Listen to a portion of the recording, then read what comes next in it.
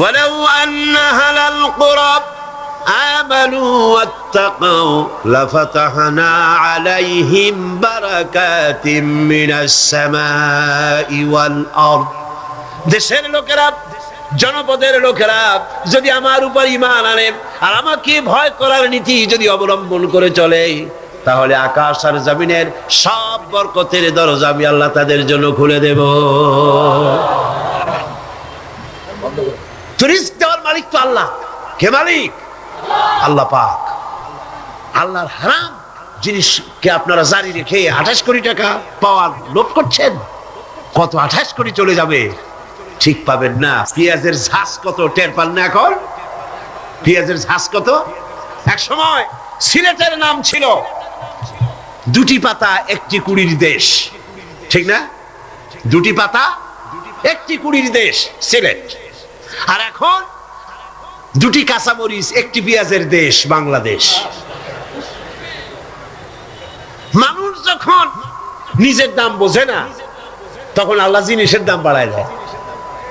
দাম কার? পেঁয়াজের নাম আর কার দাম? মানুষের দাম। মানুষ তার দাম বোঝে নাই, আল্লাহ কাঁচামরিচের দাম বাড়াই দেয়। যা, পেঁয়াজের দাম, কাঁচামরিচের দাম, হাবিজাবির দাম বেড়ে গেল, মানুষেরা না খেয়ে মরতেছে। সুতরাং আপনারা ঠেকাবেন কি করে? স্বরাষ্ট্র মন্ত্রণালয় বলছে উচ্ছৃঙ্খলতা বাড়বে। আশ্চর্য কথা, আল্লাহ বলছেন উচ্ছৃঙ্খলতা কমবে আর আপনি বলতেছেন বেড়ে যাবে। কি আশ্চর্য কথা! স্বাস্থ্য মন্ত্রণালয় বলছে যে স্বাস্থ্য খারাপ, স্বাস্থ্য ভালো হবে মদ খাইলে, না খাইলে স্বাস্থ্য খারাপ হবে। রাসূলুল্লাহ বলেছেন মদ কোন ওষুধ নয়, মদ নিজেই ব্যাধি, এটা নিজেই রোগ।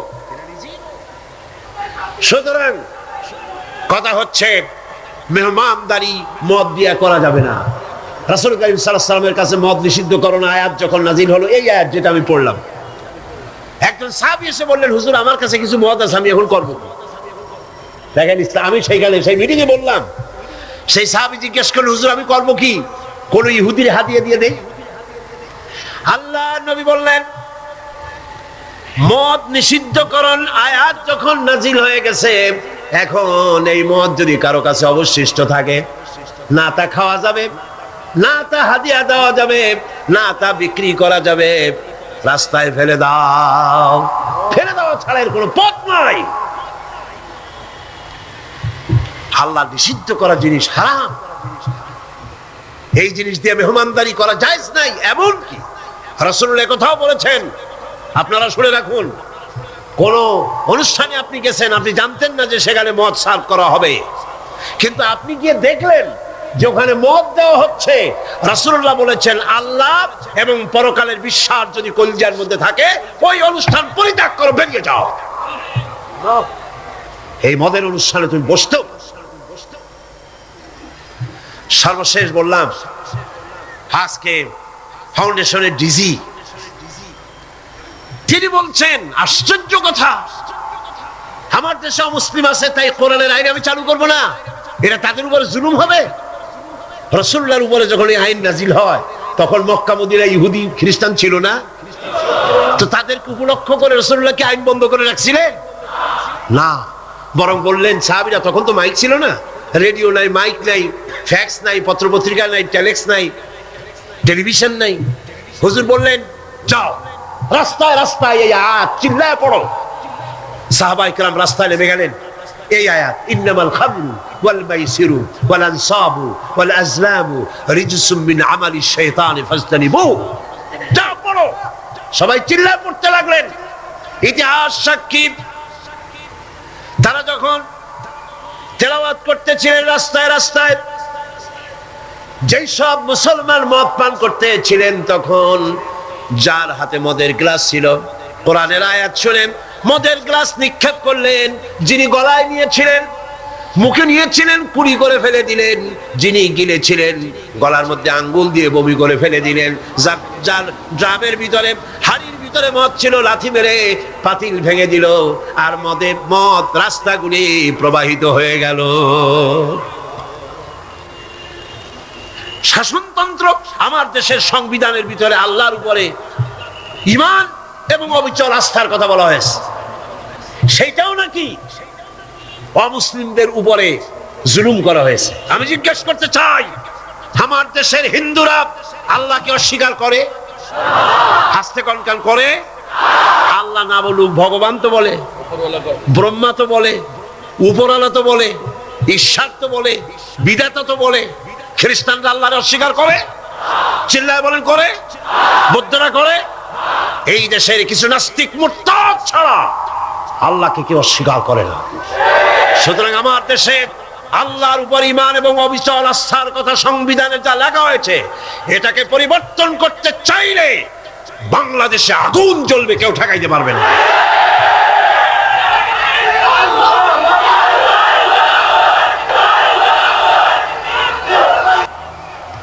দুই বছর পর একবারের জন্য এটা উঠলো, আমি সব কথা বলতে পারলাম না, মাগরিবের আজান হয়ে গেল।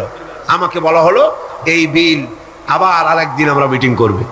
সেদিন পার্লামেন্ট চলাকালীন সময় এই বিলের উপর রিপোর্ট দেওয়া হলো। আমি দাঁড়াইয়া বিধি অনুযায়ী কথা বলতে চাইলাম, কথা বলতে পারলাম না, কথা বলতে দেওয়া হলো না। যাই হোক, সেটা ভিন্ন কথা। আল্লাহ পাকের কাছে ছেড়ে দিয়েছি। আমরা চাই পৃথিবীর দ্বিতীয় বৃহত্তম মুসলিম দেশ বাংলাদেশ, এখানে মদ এবং জুয়া নিষিদ্ধ ঘোষণা করা হোক। আপনারা চান কিনা?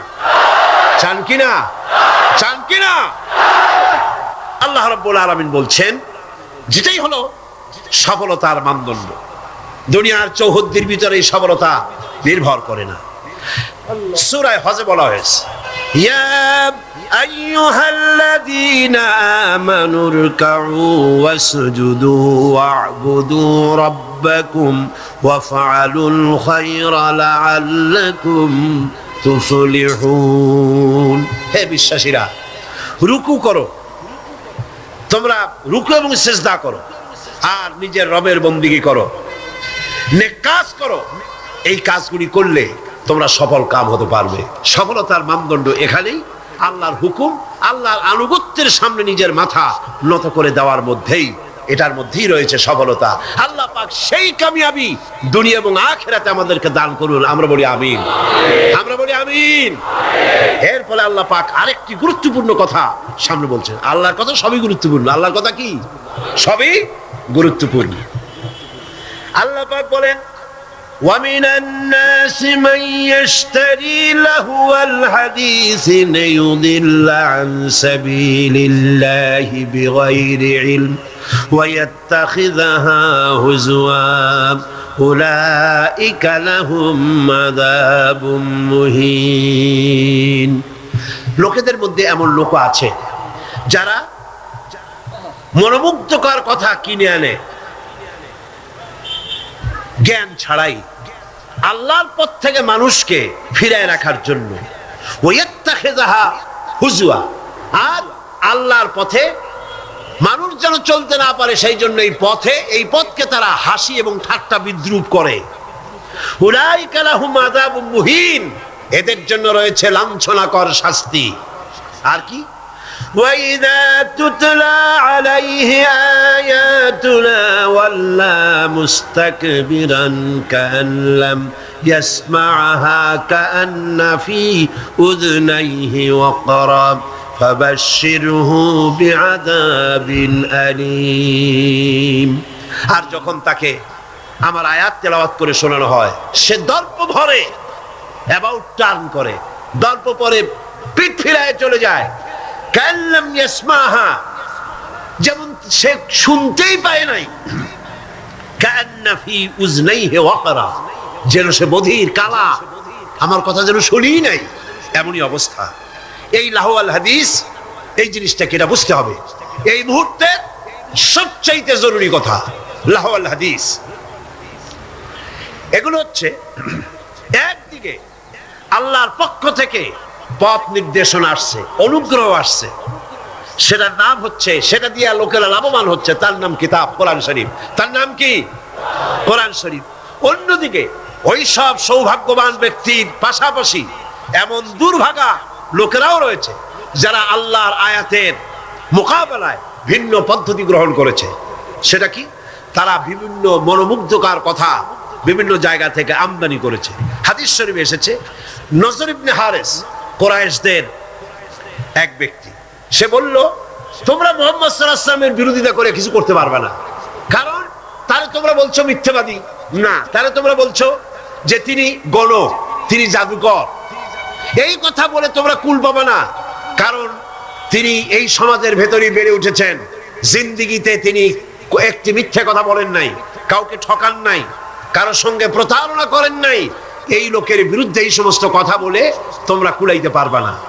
তবে আমি এই ধান্দাবাজি তোমরা ছাড়ো, কোরআন শরীফের কাছে যাতে মানুষ না যায়। মানুষগুলি হেদায়েত হচ্ছে কি কারণে? এক রসুল দেখে আর এক কোরআন শুনে। কারণ কয়টা? দুইটা। কয়টা কারণ? রাসূলুল্লাহর চেহারা দেখে, রাসূলুল্লাহর ব্যবহারে ইসলামের দিকে আকৃষ্ট হচ্ছে, আর কোরআন শুনে মানুষ পাগল হয়ে যাচ্ছে। সুবহানাল্লাহ। নবীজি যখন তেলাওয়াত করতেছেন, কাফের বেঈমানেরা চতুর্দিক থেকে দাঁড়ায় যাচ্ছে। রাসূলুল্লাহর তেলাওয়াত শুনে শুনে নিজেদের অজান্তে চোখের থেকে পানি পড়তেছে, আর মুখ দিয়া বেসাখতা বেরিয়ে যাচ্ছে। লা ইলাহা ইল্লাল্লাহু মুহাম্মাদুর রাসূলুল্লাহ। জোরে পড়ে লা ইলাহা ইল্লাল্লাহ, লা ইলাহা লা ইলাহা ইল্লাল্লাহু মুহাম্মাদুর রাসূলুল্লাহ। নজর বিন হারিস বলল, মুহাম্মদ সাল্লাল্লাহু আলাইহি ওয়াসাল্লামের বিরুদ্ধে কথা বলে ইসলাম থেকে সরাইতে পারবে না। আমি বুদ্ধি এঁটেছি, আমি এক কায়দা করব, দেখবা লোকেরা এখানে আর আসবে না। সেটার জন্য সে চলে গেল বাগদাদ। মক্কা থেকে বাগদাদ ইরাক চলে গেল। ইরাক থেকে পুরানা রাজা বাদশাদের কিসসা কাহিনী কিনে আনলো। সেই কিসসা কাহিনী কিনে এনে সেইগুলি কিসসার এক বিরাট আসর বসাইলো। আর সেই আসরকে আরো আকর্ষণীয় করার জন্য নর্তকী, সুন্দরী, গায়িকা, নায়িকা এদেরকে আনা হলো। এই দিয়ে মানুষকে কোরআন থেকে ফিরায় রাখার জন্য চেষ্টা করলো। আর ইসলামের রাস্তাকে, কোরআনকে ঠাট্টা বিদ্রুপ তারা করতে লাগলো। বন্ধুগণ, আল্লাহ রাসূল আখিরাত এবং নৈতিক চরিত্রে শোনার ইচ্ছাই যেন লোকেরা হারিয়ে ফেলে, সেই জন্য এই চেষ্টা তারা করলো। যেমন আজকাল ইসলাম থেকে দূরে সরাবার জন্য চেষ্টাটা চলছে। এই চেষ্টা চলতেছিল রাসূল করিম সাল্লাল্লাহু আলাইহি ওয়াসাল্লামের সময়। কোরআন যাতে শুনতে না পারে সেজন্য নায়িকা এনেছে, গায়িকা এনেছে। সেজন্য তারা গল্পের আসর বসিয়েছে, সাংস্কৃতিক আন্দোলন করেছে। এগুলি করে কোরআন থেকে ফিরাবার হাজারো প্রচেষ্টা করেছে। আর আজও একই পদ্ধতিতে গোটা জাতিকে চরিত্রহীন বানাবার লাহওয়াল হাদিস দিয়ে প্রচেষ্টা চলছে। ঠিক কিনা? ঠিক কিনা? আজ দেখেন দেশের সরকারের পৃষ্ঠপোষকতায় নর্তকী, গায়িকা, নায়িকা বন্যার পানির মতো ভারত থেকে আসতেছে। ঠিক কিনা? এরপরে আল্লাহর কোরআনের পথে বাধা দেওয়ার জন্য নাচ, গান, নাটক, সিনেমা ইত্যাদির আমদানি করা হচ্ছে। এগুলি করে ইসলামের পথে বাধার সৃষ্টি করা হচ্ছে। দর্শন বাড়তেছে, চরিত্রহীনতা ক্রমান্বয়ে বাড়তেছে। এগুলি সব হচ্ছে লাহওয়াল হাদিস। এগুলি কি বলুন? লাহওয়াল হাদিস। এই লাহওয়াল হাদিস থেকে আল্লাহ পাক বাঁচার জন্য বলেছেন, যারা কেনে এই লাহওয়াল হাদিস, যারা কেনে অর্থাৎ নিরর্থক, মনোমুগ্ধকর, আকর্ষণীয়, আল্লাহর পথ থেকে ফিরাবার যত ব্যবস্থা আছে সবগুলি হচ্ছে লাহওয়াল হাদিস। এগুলি তারা কেন করে? এগুলি করে লিউদিল্লা আন সাবিলিল্লাহ, আল্লাহর রাস্তা থেকে মানুষগুলোকে ফিরাবার জন্য, আর কোনো কারণ নেই। মুন্সিগঞ্জে আমার এক মাহফিল ছিল, নারায়ণগঞ্জের এপার। সেই জায়গায় প্রোগ্রামটা আমার শুক্রবার দিন প্রোগ্রাম হবে সকাল 8টায়, একটা দোয়ার মাহফিল। সেই মাহফিলে গিয়ে রাতের বেলায় মঞ্চ, গেট পোড়াই দিয়েছে, মাহফিল যাতে না হতে পারে সেজন্য সরকারি ছত্র ছায়ায় এই কাজটি সেখানে করা হয়েছে। আমি শুনে বললাম, যারা এই কাজটা করলো তারা তো মাহফিলের প্যান্ডেলে আগুন দেয় নাই, নিজেদের তকদিরে আগুন লাগাইছে। নিজেদের তকদিরে আগুন লাগাইছে। জীবনে তো গানের প্যান্ডেলে আগুন দাও নাই, থিয়েটারের গেটে আগুন দাও নাই, জীবনে কোনোদিন যাত্রার প্যান্ডেলে আগুন দাও নাই।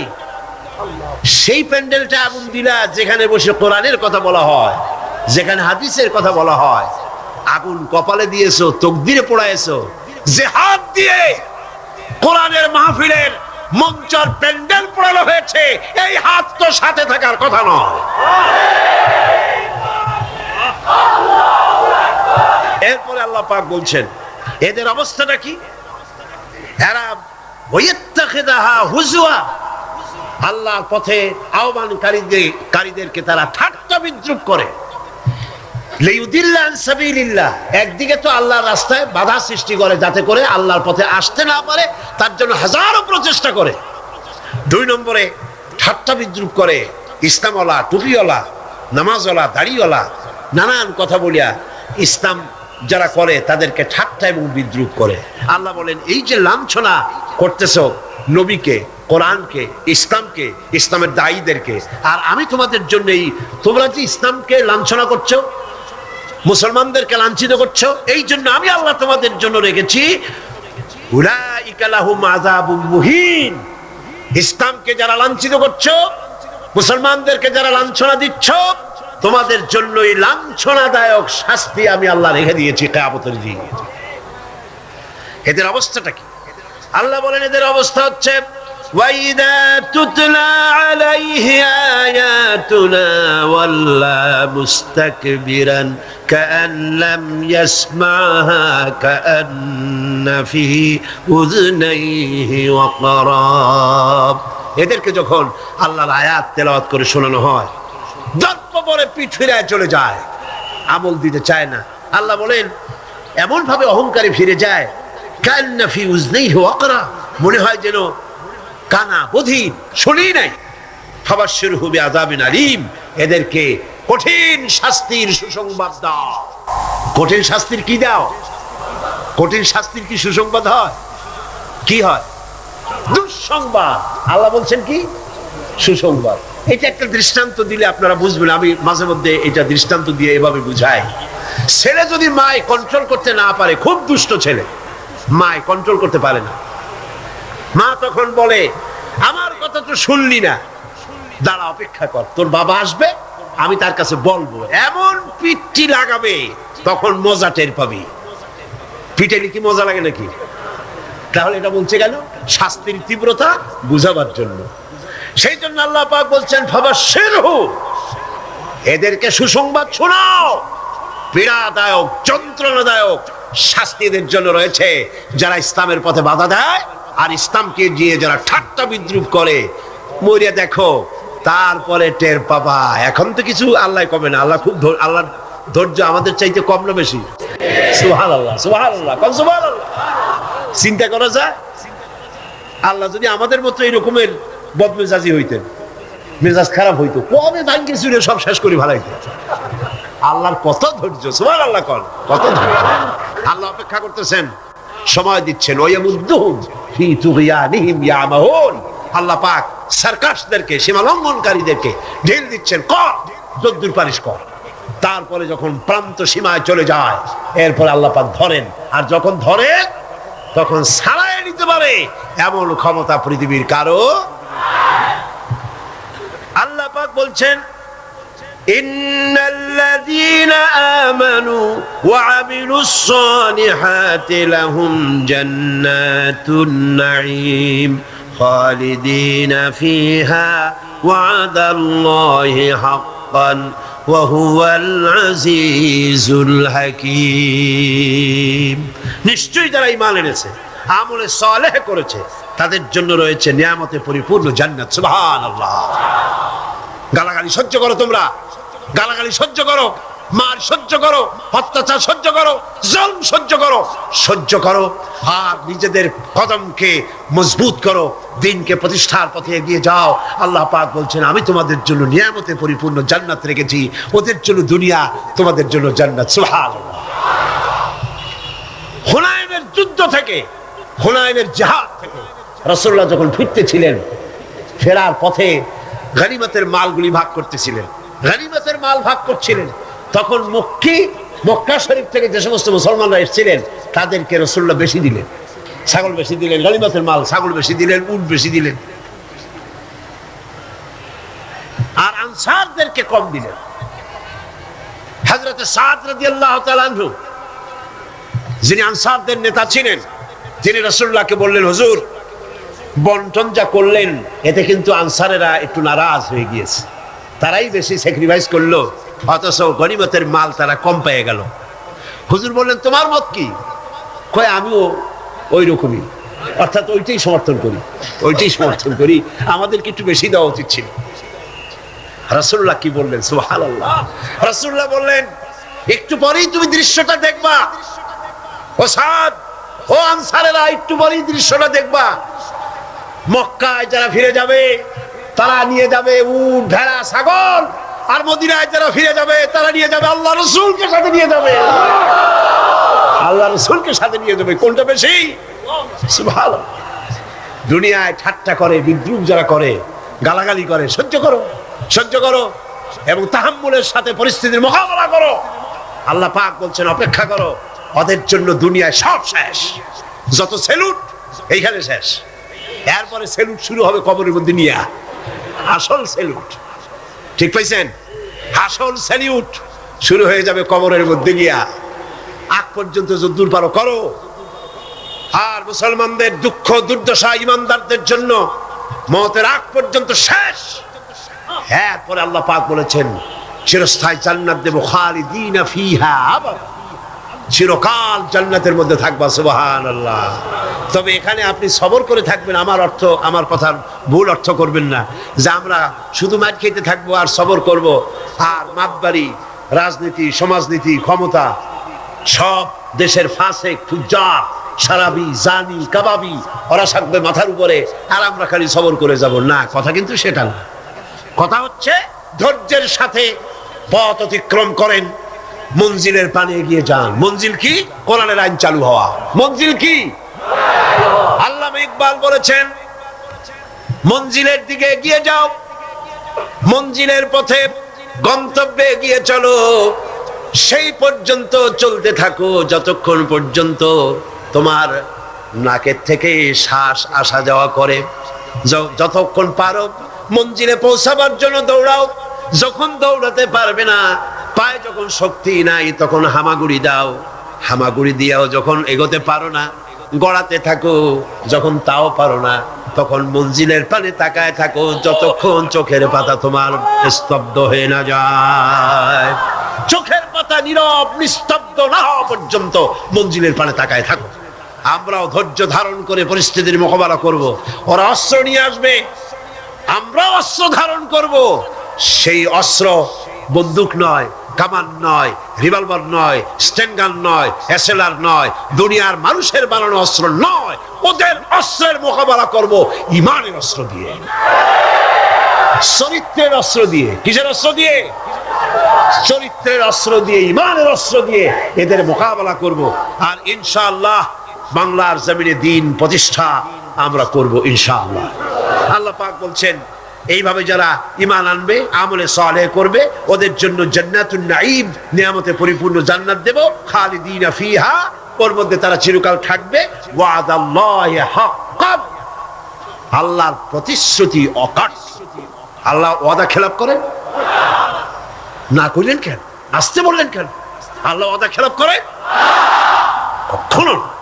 অকাট্য প্রতিশ্রুতি।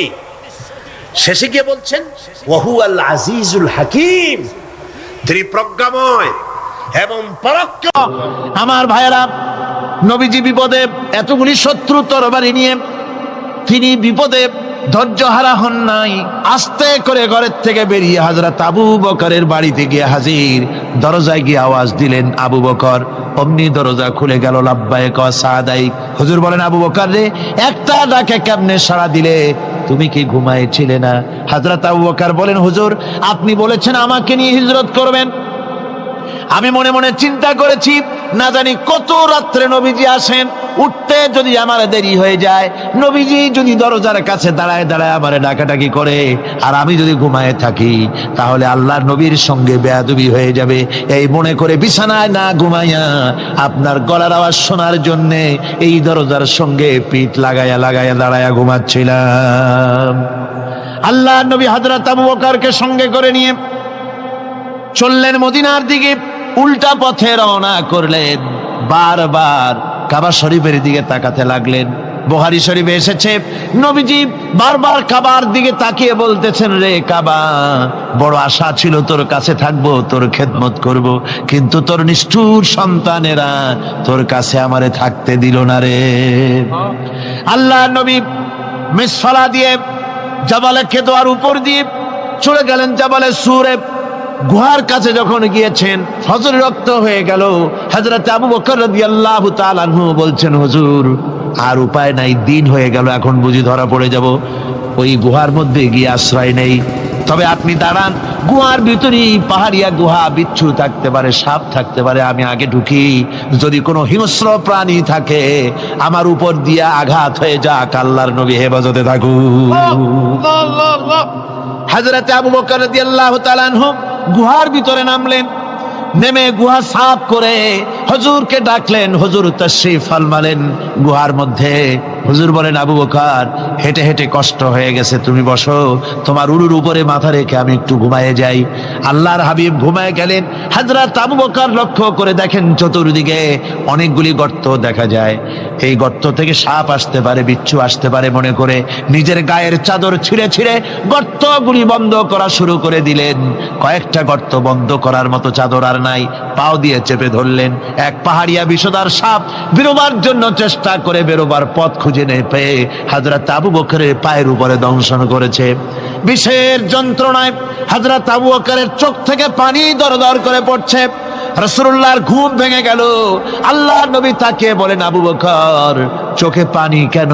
বাড়ির কথা বুঝি মনে পড়ে গেছে? হযরত আবু বকর বলেন, ইয়া রাসূলুল্লাহ, আল্লাহর নামে কসম করে বলি, যেই দিন আমি ঈমান এনেছি ওই দিন থেকে আমার মা বাপ, আমার কোলে আমার সন্তান, আমার স্ত্রী, আমার জায়গা জমি ঘর বাড়ি, এমনকি আমার নিজের আত্মার চাইতে হুজুর আপনারে ভালোবাসি বেশি। তাহলে কাঁদো কেন? হযরত আবু বকর বলেন, হুজুর, বাড়ির জন্য কাঁদি না, ছেলেপেলের জন্য কাঁদি না, সাপে দংশন করেছে, যন্ত্রণায় কাঁদতেছি। আল্লাহর নবী সঙ্গে সঙ্গে মুখ থেকে থুতু বার করে যন্ত্রণার জায়গায় লাগাই দিলেন। সঙ্গে সঙ্গে যন্ত্রণা বন্ধ হয়ে গেল। হুজুর বললেন, আবু বকর, প্রথম যখন তোমার এই আঘাত করেছিল সাপে, আমাকে কেন তাড়াতাড়ি বলো নাই? এতক্ষণ তো তোমার কষ্ট হতো না। হযরত আবু বকর বলেন, ইয়া রাসূলুল্লাহ, ওটা তো সাপে কাটার যন্ত্রণা, ওই যন্ত্রণায় আমার রক্ত জ্বলতেছে, যন্ত্রণায় যন্ত্রণায় আমার কলেজাটা যদি ফেটেও যেত। আল্লাহর হাবিব আরাম ফরমাচ্ছিলেন, আমি তাকে আরামে বিঘ্ন ঘটাতে পারতাম না। আমার ভাইয়েরা, হযরতে আবু বকর, হযরতে রাসূল দুজন বসে আছেন। এমনি সময় কাফের বেঈমানেরা খুঁজতে খুঁজতে জায়গা মতো এসে গেছে। একজনে বলে ভিতরে আছে, আর একজনে বলে নাই। পায়ের যদি থাকবে তাহলে মাকড়সায় জাল বুনালো কি করে? পাখি ডিম পেড়ে বসে আছে কি করে? তাদের সন্দেহ হতে লাগলো। এর মধ্যে না একজন বলে আছে আর একজন বলে নাই। হযরত আবু বকর ভয়ের চোটে কেঁদে ফেলেছেন, হুজুর আর উপায় নাই। এই যে অবস্থা, এই অবস্থার ভিতরে, এই অবস্থার ভেতরেও আল্লাহ নবী এতটুকু ঘাবড়ে যান নাই। শত্রুরা তরবারি নিয়ে এসেছে, সুযোগ পেলেই একটু তাকালেই দেখতে পাবে, তুলে মেরে ফেলে দেবে। আল্লাহর হাবিব মোটেই ধৈর্য হারালেন না, এতটুকুন হতাশ হলেন না। আল্লাহ পাকের হাবিব তার সাথীকে কি বললেন? তখন কোরআনে কারীম সূরা তাওবার মধ্যে আল্লাহ তা উদ্ধৃত করেছেন মুমিনদের জন্য, ইযহুমা ফিল গার ইয ইয়াকুলু লিসাহিবিহি লা তাহজান ইন্নাল্লাহা মা'ানা। ও আমার সাথী, ও বন্ধু, ভয় করো না, চিন্তা করো না, আমরা মাইনরিটি নই, আমরাই মেজরিটি। তার কারণ আল্লাহ আমাদের সাথে আছেন। সুবহানাল্লাহ, আল্লাহ আমাদের সাথে আছে। আর বন্ধুগণ, কোরআনে কারীমে রব্বুল আলামিন বলেন, فأنزل الله سكينته عليه وأيده بجنود لم تروها। আল্লাহ পাক তার মনের মধ্যে গভীর প্রশান্তি এবং স্বস্তি দান করলেন, আর এমন সৈন্য দিয়ে সাহায্য করলেন যে সৈন্যদেরকে তোমরা দেখতে পাও না। এভাবে করে রব্বুল আলামিন মুমিনদের বিপদে আপদে মুসিবতে সব সময় আল্লাহ পাক মুসলমানদেরকে সাহায্য করেছেন। জোরে জোরে বলেন সুবহানাল্লাহ। মুমিনদের সাহায্যকারী আল্লাহ। তাই ইসলামী আন্দোলনের সাথে যারা আছে, যারা কর্মী, যারা নেতা, যারা মুমিন, যারা ঈমানদার, মেঘের মতো প্রচন্ড কালো মেঘ হয়ে চতুর্দিক থেকে অন্ধকারের মতো সে এসেছে বিপদ। কোনো বিপদ না, আল্লাহ পাক সাহায্যকারী। কে সাহায্যকারী? জোরে বলেন সাহায্যকারী কে? আল্লাহ সুবহানাহু ওয়া তাআলা, তিনি সাহায্যকারী, ভয় নাই। আল্লাহ পাকের উপর ঈমান আনলে পরে কলিজার ভিতরে দুর্জয় সাহসের সৃষ্টি হয়ে যায়, কোনো ভয় অন্তঃকরণে তার থাকে না। আল্লাহ পাক সাহায্য করেন। আর আল্লাহর উপরে ঈমান আনলে পরে রব্বুল আলামিন বলেছেন, ইয়া আইয়ুহাল্লাযীনা আমানু হাল আদুল্লুকুম আলা তিজারাতিন তুনজিকুম মিন আযাবিন আলীম। এমন একটা ব্যবসার কথা কি বলবো না, যে ব্যবসায় তোমাদেরকে জাহান্নামের আযাব থেকে বাঁচায় দেবে। তার প্রথম কাজই হলো আল্লাহর প্রতি ঈমান আনা। ঈমান আনলে পরে এই সমস্ত গুণ তৈরি হয়ে যায়। আর ঈমানে সবচাইতে উপকৃত হয় সমাজের লোকেরা, রাষ্ট্রের লোকেরা, পরিবারের লোকেরা, দেশের মানুষ উপকৃত হয় মুমিনদের দিয়ে ঈমানের কারণে। তার কারণ হলো একজন মুমিন, একজন ব্যক্তি যখন ঈমানদার হয়, মুমিন হয়ে যায়, আল্লাহর প্রতি যখন প্রগাঢ় বিশ্বাস তার এসে যায়, তখন সেই ব্যক্তি নৈতিকতার মান তার বেড়ে যায়। জোরে বলেন সুবহানাল্লাহ। নৈতিক চরিত্রের উপরে সে প্রতিষ্ঠিত হয়, সে মিথ্যা বলতে সাহস পায় না। মুমিন ব্যক্তি মিথ্যা বলতে সাহস পায় না। কেন পায় না? মিথ্যা বলতে সাহস পায় না, ঠকাতে সাহস পায় না, ওজনে কম দিতে সাহস পায় না, শয়তানি বদমাশি করতে সাহস পায় না। তার কারণ হলো আল্লাহ পাক বলে দিয়েছেন, মুমিন কোরআনের ভিতরে পড়েছে, ইয ইয়াতালাক্কাল মুতালাক্কিয়ানি আনিল ইয়ামিনি ওয়া আনিশ শিমালি কাঈদ। দুজন নিয়ন্ত্রণকারী ফেরেশতা তোমার ডানে এবং বামে বসে বসে তোমাকে নিয়ন্ত্রণ করছে। কোথায় যাও, কি করো, এই ফেরেশতারা বসে বসে সব দেখতেছে। মা ইয়ালফিযু মিন কাওলিন ইল্লা লাদাইহি রাকীবুন আতীদ। মানুষ এমন কোনো কথা বলে না যা ফেরেশতারা রেকর্ড না করে, সব রেকর্ড হয়ে যায়। তাই মুমিন ব্যক্তি দায়িত্বহীন কথা বলতে পারে না। মুমিন ব্যক্তির চরিত্র ভালো হয়ে যায়, সে যে কথা বলে বুঝে শুনে কথা বলে, সে যে ওয়াদা করে বুঝে শুনে ওয়াদা করে। যেহেতু সবকিছুর জবাব কিয়ামতে দিতে হবে। কোথায় দিতে হবে? কোথায় দিতে হবে? কিয়ামতে আল্লাহর দরবারে জবাব দিতে হবে। মহান আল্লাহ রাব্বুল আলামিন বলেছেন, ওয়ালাকাদ খালাকনাল ইনসানা ওয়া না'লামু মা তুওয়াসবিসু বিহি নাফসু। মানুষ সৃষ্টি করেছি আমি, তার অন্তঃকরণের ভিতরে ওয়াসওয়াসা কি হয় আমি জানি। এই জন্য মুমিনেরা মনের ভিতরে কোনো খারাপ কল্পনাও করতে পারে না। খারাপ কল্পনা করলেও তার হিসাব দেওয়া লাগবে আল্লাহর কাছে। কার কাছে? ওয়াইন তুবদু মিন আনফুসিকুম আও তুখফুহু ইউহাসিবুকুম বিহিল্লাহ। আল্লাহ বলেন, মনের মধ্যে যেসব কল্পনা করো তা প্রকাশ করো আর গোপন রাখো, ওইটার হিসাব নেব আমি আল্লাহ পাক। কিয়ামতের দিন আমার কাছে হিসাব দিতে হবে। বন্ধুগণ, এই জন্য মুমিন যারা, মুমিনদের চরিত্র প্রতিষ্ঠিত হয়, মুমিনদের ধারণা থাকে যেখানেই যাই না কেন, যেখানেই বসি না কেন, সেখানেই আল্লাহ, আল্লাহ ছাড়া কোনো জায়গা নাই। আছে নাকি? আছে। আল্লাহ পাক বলেন, মা ইয়াকুনু মিন নাজওয়া সালাসাতিন ইল্লা হুয়া রাবিউহুম। তোমরা যেখানে তিনজন মিলে পরামর্শ করো, মনে রেখো তিনজন নও, ওখানে চতুর্থ সত্তা আমি রব্বুল আলামিন তোমাদের কাছে আছি। সব শুনি আর দেখি। পাঁচজন যেখানে হও সেখানে আমি ষষ্ঠ। এর থেকে যদি কম হও, এর থেকে যদি বেশি হও, বান্দারে তুমি আছো যেখানে আমি আল্লাহ আছি সেখানে। উপায় নাই, সব জায়গায় আমি দেখতে পাচ্ছি। শুধু তাই নয়, রাত্রিবেলায় মানুষেরা গোপনে পরামর্শ করে না? করে কিনা? রাতে রাতে পরামর্শ করে, এক জায়গায় বসে, হলের মধ্যে, পাহাড়ের মধ্যে, কোন জায়গায় বসে পরামর্শ করে। কি পরামর্শ? ইসলামী আন্দোলনের লোকদের মারবে, কোথায় তাদের ধরবে, কোথায় তাদের অত্যাচার করবে, এই সমস্ত পরামর্শ করে। আল্লাহ পাক বলছেন, শুনুন, আল্লাহ রাব্বুল আলামিন বলেন, ওয়া হুয়া মাআহুম إذ يبيتون ما لا يرضى من القول وكان الله بما يعملون محيطا। আল্লাহ পাক বলেন তিনি তো ঠিক সেই সময়ও তোমাদের কাছে থাকেন যখন তোমরা নিজেদের ঘরের মধ্যে বসে কোনো এক জায়গায় বসে আল্লাহর মর্জির খেলাফ পরামর্শ করো, আল্লাহ তখনও তোমাদের কাছে থাকেন। আল্লাহর ইহাতা থেকে, আল্লাহর কর্তৃত্ব থেকে বেরিয়ে যাওয়ার কোনো উপায় নাই। সুতরাং গোপনে বলেন, প্রকাশ্যে বলেন, যেভাবেই যা কিছু করা হোক না কেন, আল্লাহর কাছে আমাদের সমস্ত অপরাধগুলি ধরা হয়ে যায়। আর এটাই হচ্ছে ইমানের সীমা পরিসীমা। তিলকা হুদুদাল্লাহ ফালা তা'তাদুহা, তিলকা হুদুদুল্লাহ, এটাই হচ্ছে আল্লাহর সীমানা। ইমানের এই সীমারেখা বজায় রেখে ইমানের উপরে মজবুত করে কোনো ব্যক্তি, পরিবার, সমাজ, রাষ্ট্র যদি তৈরি হয়, তাহলে সেই সমাজই শান্তি আসে, সেই সমাজই আরাম আসে, সেই রাষ্ট্র শান্তিপূর্ণ হয়, সেখানে দিন কায়েম হয়, মানুষ সুখ সমৃদ্ধি খুঁজে পায়। সুতরাং আমরা আজকে আলোচনা করলাম ইমানের কোয়ালিটি। কি আলোচনা করলাম? ইমানের কোয়ালিটি।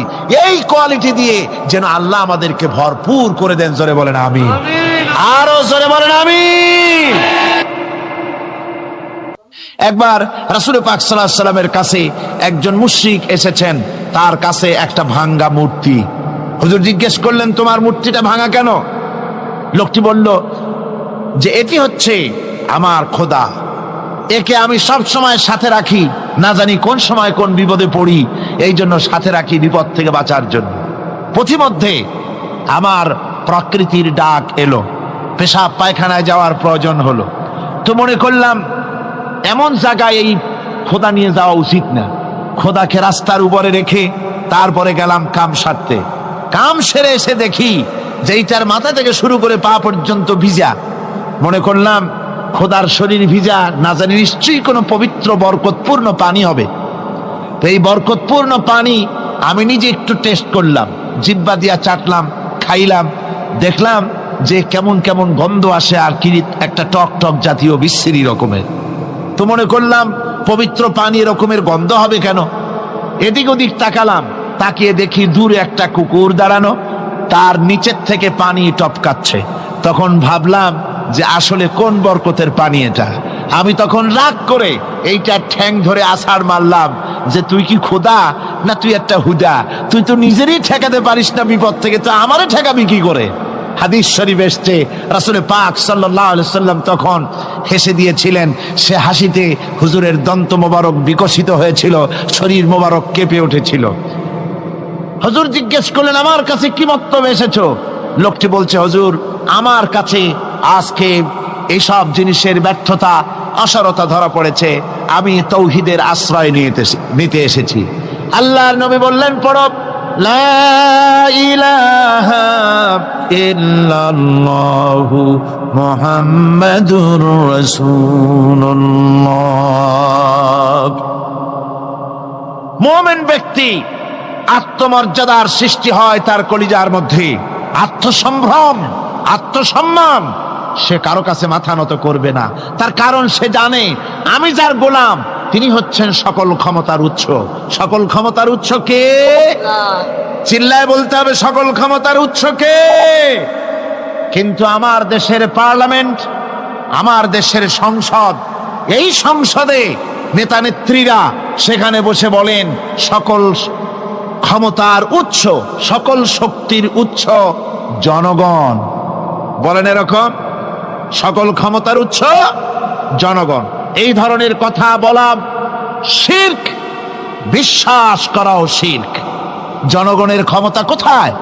জনগণ শুধু ভোটের ক্ষমতা রাখে, ক্ষমতা দেওয়ার মালিক আর ক্ষমতা ছিনায় নেওয়ার মালিক জোরে বলেন কে? জনগণই যদি ক্ষমতার মালিক হয়, তাহলে 9 বছরের রাজার 10 বছরের সাজা হয় কেমনে? জনগণ ক্ষমতার মালিক নয়, এটি একটি মিথ্যে কথা। এই কথাটি শিরক।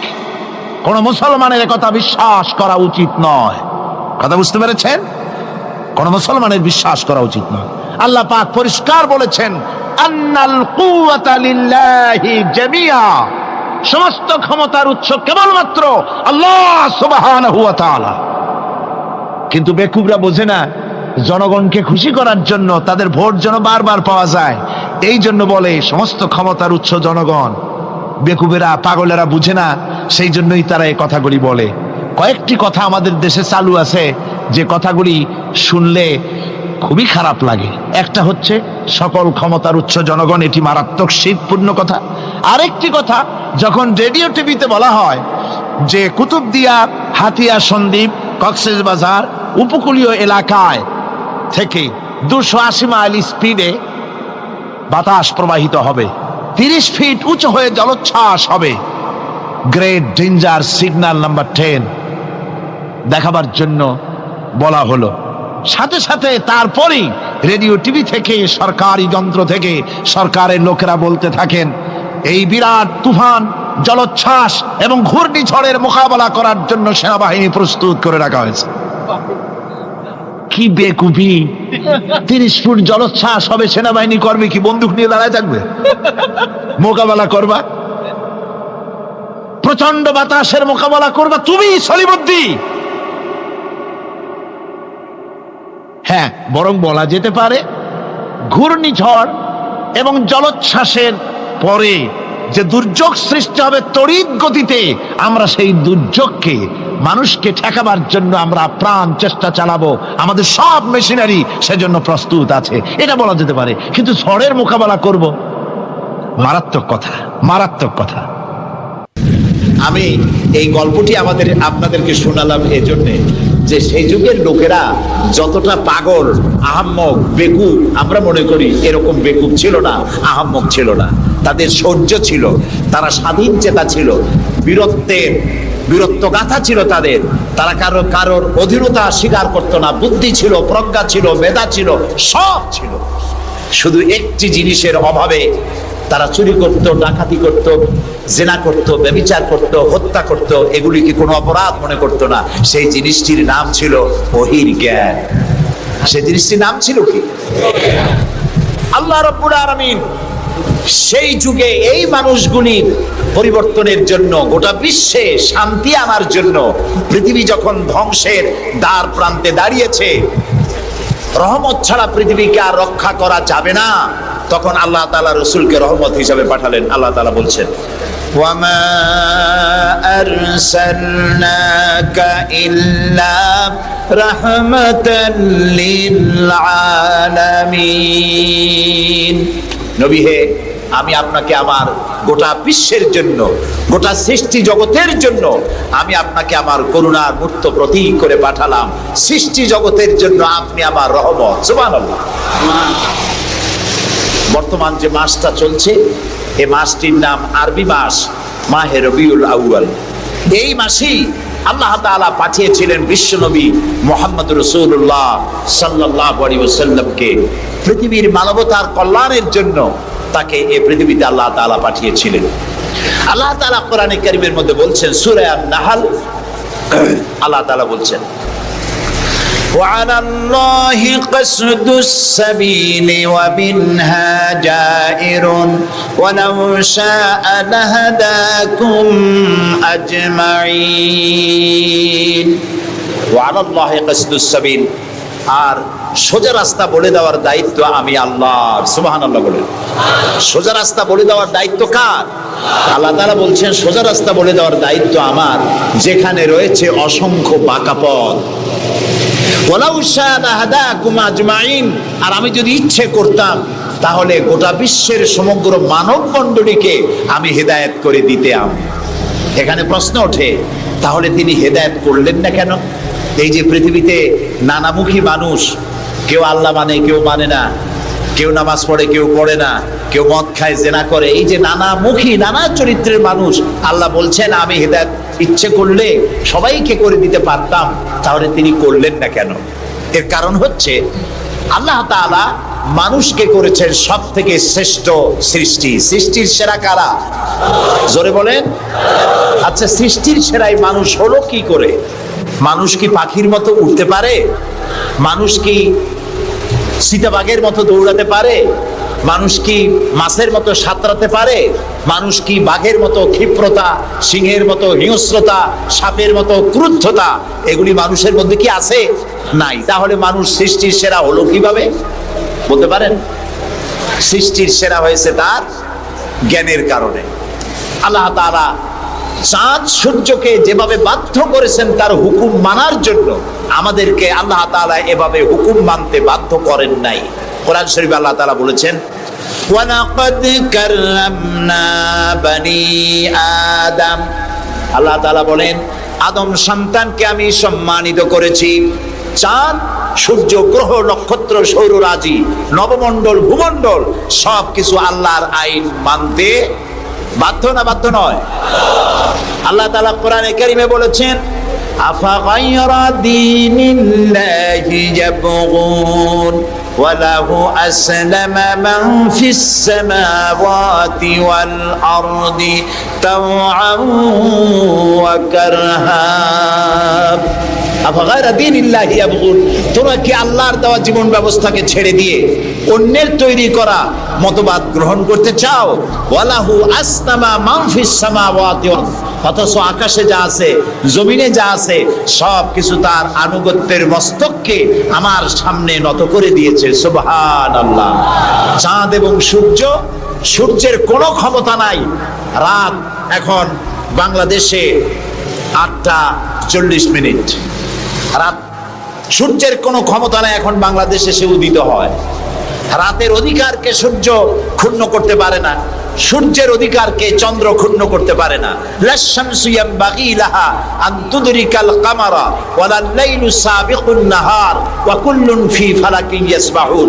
আকাশে জমিনে যা কিছু আছে সব আল্লাহর হুকুম মেনে চলছে, কেউ কাউকে অতিক্রম করতে পারে না। তাহলে আমরা বুঝলাম চাঁদ সূর্য হুকুম মানে কার? জোরে বলেন। এই যে গাছগুলি, চতুর্দিকে যত গাছপালা আপনারা দেখতে পান, সুবরি গাছে নারকেল হবে না, নারকেল গাছে তাল হবে না, বেল গাছে জাম হবে না, আম গাছে লিচু হবে না। ওয়ালান তাজিদা লিসুন্নাতিল্লাহি তাবদীলা। আল্লাহ তাআলা বলছেন, আমার লব, নেচার, প্রকৃতির আইনের ভেতরে কোনো পরিবর্তন হবে না, আমার আইন তারা মানতে বাধ্য। কেবলমাত্র মানুষ, কেবলমাত্র মানুষ। আমি তোমাদেরকে সম্মানিত করেছি, সেই জন্য আমি তোমাকে আইন মানতে বাধ্য করি নাই। কোরআন শরীফে আল্লাহ পাক বলছেন, ইচ্ছে করলে কুফরি করতে পারো, ইচ্ছে করলে ঈমান আনতে পারো, ইচ্ছে করলে মুমিন হতে পারো, ইচ্ছা করলে কুফরিও করতে পারো। এটা তোমার ইচ্ছার উপরে ছেড়ে দিয়েছে। কারণ আত্তাবাইয়ানার রুশদু মিনাল গাই, হক আর বাতিল দুইটাকে আমি আলাদা করে দেখিয়ে দিয়েছি। আসহাবুল ইয়ামিন, আসহাবুশ শিমাল, ডানপন্থী আর বামপন্থী দুইটা দল আমি দেখাই দিয়েছি। ডান দিকে, আর এটা বোঝার জন্য বিবেক দিয়েছি। কি দিয়েছি বলেন? বিবেক। বিবেক আছে আমাদের? আছে কিনা? বিবেক দিয়েছি বোঝার জন্য। ডান দিকে যারা যাবে, এই ডান দিকের নেতৃত্ব দিবে নবীরা, আর নবীরা ডানপন্থীদেরকে সাথে নিয়ে চলে যাবে কোথায়? আল্লাহর জান্নাতে। আর যারা বামপন্থী তাদের নেতৃত্ব দেবে শয়তান। কে দেবে নেতৃত্ব? আমি বুঝি না মুসলমানেরা কেমনে বামপন্থী হয়। আমাদের দেশে কিছু মুসলমান আছে নামধারী, নাম মুসলমানের, কিন্তু নিজেদের পরিচয় দেয় তারা বামপন্থী। আছেন এরকম? এই সমস্ত বামপন্থীদের নেতৃত্ব দিবে শয়তান, আর এদেরকে নিয়ে শয়তান তাদেরকে নিয়ে যাবে কোথায়? আল্লাহ তাআলা বলছেন, কাত্তাবাইয়ানার রুশদু মিনাল গাই, হক এবং বাতিলকে আলাদা করে আমি ভাগ করে দুটি পথকে দেখিয়ে দিয়েছি। এখন তোমার ইচ্ছা আমার উপর ঈমান আনতেও পারো, আর যদি ইচ্ছা হয় আমার সাথে কুফরিও করতে পারো। যেহেতু তুমি গাছ না, সূর্য না, চন্দ্র না, তুমি মানুষ, আমি তোমাকে সম্মান দিয়েছি, সেজন্য তোমার এখতিয়ারে ছেড়ে দিয়েছি আর বিবেকও দিয়েছি।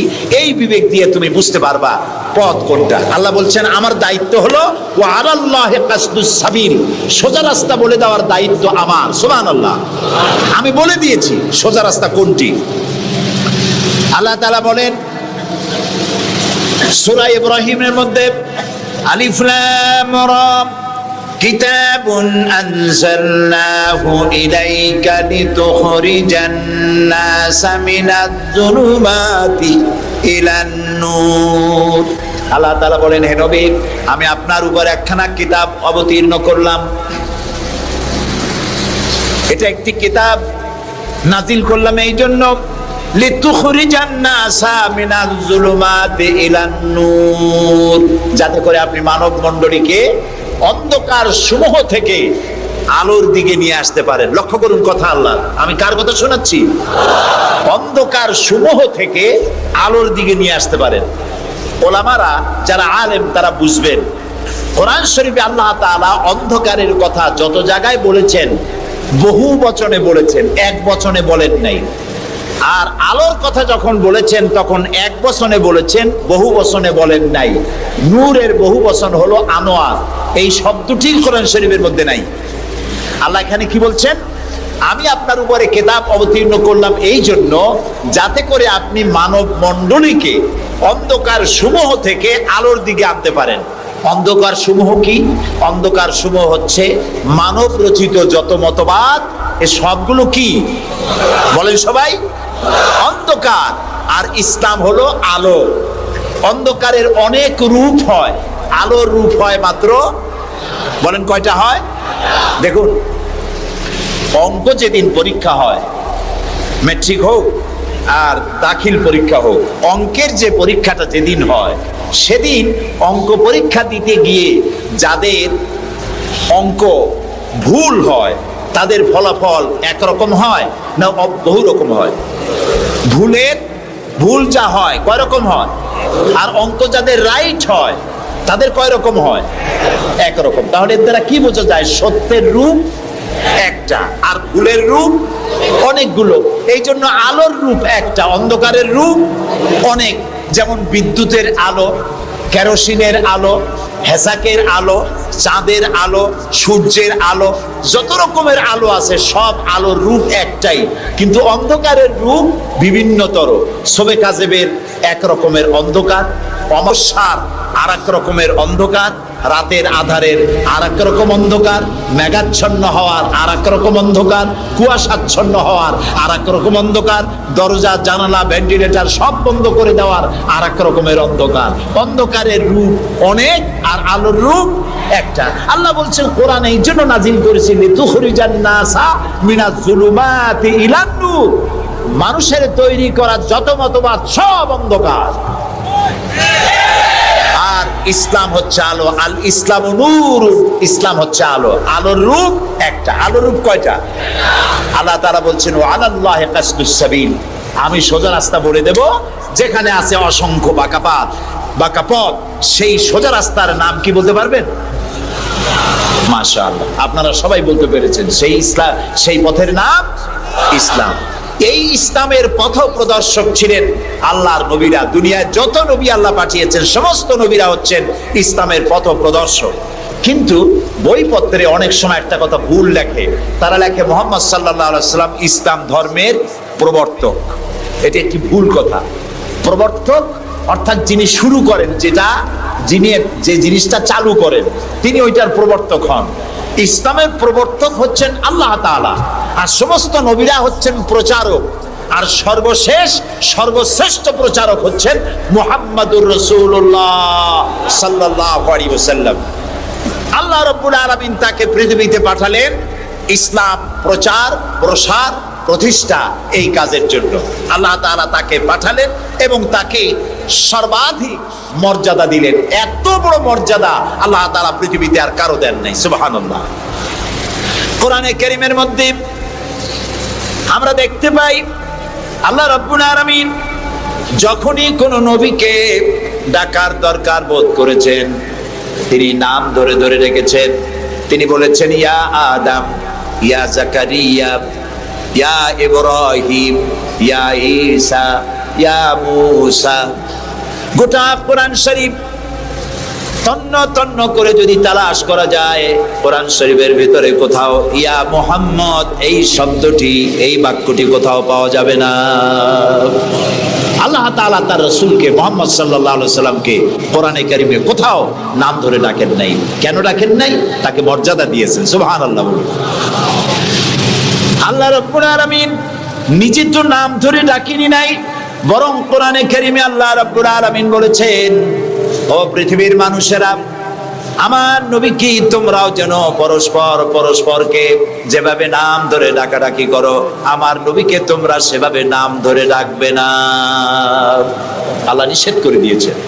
কোরআনে কারীমের মধ্যে আল্লাহ তাআলা তাকে নাম ধরে ডাকেন নাই, এবং তার মর্যাদা সমস্ত নবীদের চাইতে বেশি দিয়েছেন। পৃথিবীতে যত নবী এলেন, সমস্ত নবীরা এসেছেন যার যার এলাকার উপরে ভিত্তি করে, ভাষার উপরে ভিত্তি করে, গোত্রের উপরে ভিত্তি করে।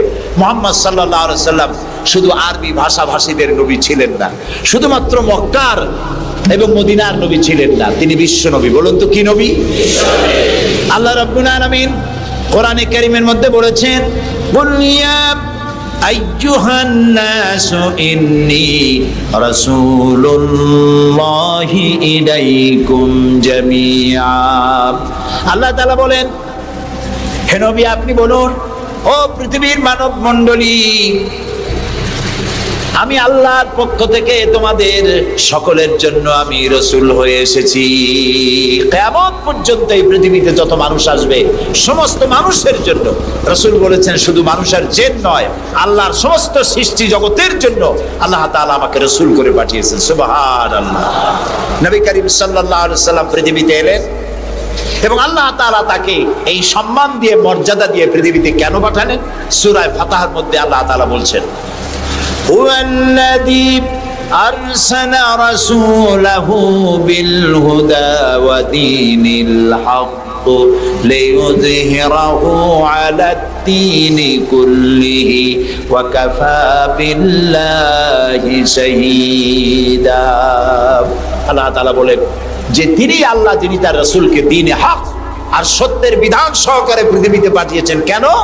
লিইউযহিরাহু আলা দ্বীনি কুল্লিহি, যাতে করে তিনি মানুষের তৈরি করা সকল মতবাদের উপরে ইসলামকে বিজয়ী করে দিতে পারেন। এই জন্য আল্লাহ তাআলা রাসূলকে এই পৃথিবীতে পাঠিয়েছেন। সুবহানাল্লাহ। রাসূলুল্লাহ পৃথিবীতে আসলেন এবং তিনি চরিত্র দিয়ে, যুদ্ধ করে নয়, ইসলাম প্রচার করেছেন কি দিয়ে? বলেন, তরবারি দিয়ে নয়। ইসলাম মানে শান্তি, শান্তির ধর্ম। ইসলাম কিসের ধর্ম? শান্তির ধর্ম। মুসলমান কারা? যারা শান্তি প্রতিষ্ঠা করে তারাই। আর আল্লাহর এক নাম হচ্ছে সালাম। আল্লাহর এক নাম কি? বলেন সবাই, সালাম। আল্লাহর নাম শান্তি, ইসলাম শান্তি, মুসলমানেরা চায় শান্তি।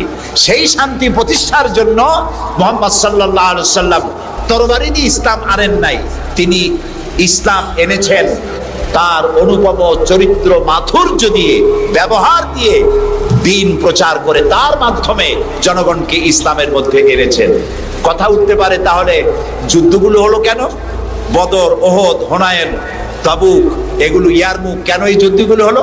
এসব যুদ্ধ ছিল ডিফেন্সিভ। পৃথিবীর কোন ঐতিহাসিক কোন ব্যক্তি বলতে পারবে না যে মুহাম্মদ সাল্লাল্লাহু আলাইহি সাল্লাম সর্বপ্রথম আক্রমণকারী হয়েছেন কোন যুদ্ধে। বলতে পারবে কেউ? বলতে পারবে? তিনি তা করেননি। যখন আক্রান্ত হয়েছেন তখন তিনি প্রতিরক্ষামূলক যুদ্ধ করেছেন। আক্রমণাত্মক যুদ্ধ রাসূলুল্লাহ তার জীবনেও করেননি। সুবহানাল্লাহ। চরিত্র দিয়ে তিনি দুনিয়াকে বিজয় করেছেন। পৃথিবীতে যত নেতা আছে সমস্ত নেতাদের চরিত্র তো দুই রকম হয়। নেতাদের চরিত্র কয় রকম হয়? দুই রকম। একটা হয় পার্সোনাল ক্যারেক্টার, আর একটা হয় পাবলিক ক্যারেক্টার। একটা হয় জনগণকে দেখানোর, আর একটা হয় ব্যক্তিগত। রাসূলুল্লাহর চরিত্র এরকম দুই রকম ছিল না। একটু মাথা খাটায় চিন্তা করেন, পৃথিবীতে কোন নেতা আছেন যিনি জনগণের সামনে দাঁড়িয়ে বলতে পারবেন আমি ছাত্র জীবনে যা করেছি, যৌবনে যা করেছি, রাজনৈতিক নেতা হিসাবে গোপনে গোপনে যা করি, এসব কথাগুলি মানুষের কাছে, আমার দলের কাছে, দেশবাসীর কাছে খুলে বলে দাও, এরকম বলতে পারবে কেউ? একজনও পারবে না। যদি বলে তাহলে সব সর্বনাশ। এই পৃথিবীতে একমাত্র নেতা জনাবে মুহাম্মদুর রাসূলুল্লাহ সাল্লাল্লাহু আলাইহি ওয়াসাল্লাম। তিনি বলেছেন, ও আমার সাহাবীরা, ও আমার স্ত্রীরা, দিনের আলোতে আর রাতের আধারে আমার ভিতরে তোমরা যে আচরণ আমার দেখতে পাও, আমার ওঠা বসা, আমার